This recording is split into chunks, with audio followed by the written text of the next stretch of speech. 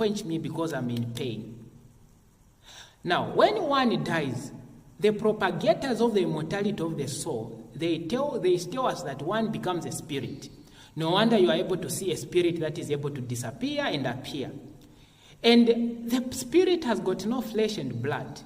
But then why is it that people, the same people who propagate the immortality of the soul, tell us that the rich man is actually burning in hell immediately at the point of death? Because we expect him to be a spirit after death.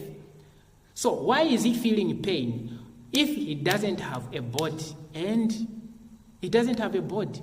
Flesh and blood he doesn't have. Why is it like that? So these are the questions that we really need to analyze and figure out so that we find out what Jesus Christ was teaching. Because he wasn't teaching that these people went immediately into hell. So if the body parts are in hell, then this must not have happened at death, but rather at the end of the age.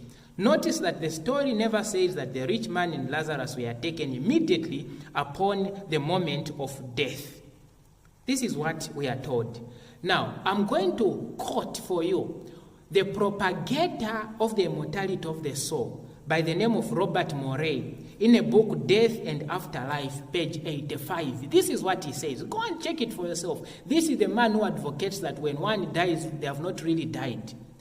But pertaining to the account of the rich man and Lazarus, this is what he says. He says, everyone understood that these parables and dialogues did not literally take place. He first accepts that this was a parable and it did not take place.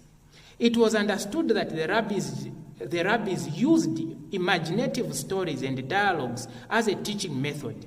It was understood by all that these dialogues never took place. He, Jesus, was merely using the dialogue method to get across the concept that there is no escape from torment, no second chance.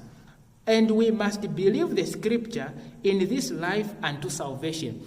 Brothers and sisters, this is the propagator of the immortality of the soul. If you read his materials, he is ever talking about the immortality of the soul.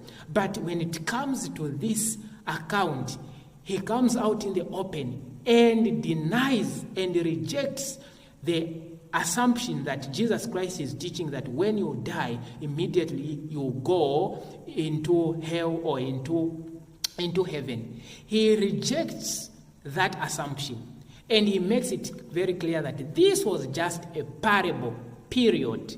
That's what he tells us. What does the bosom represent? It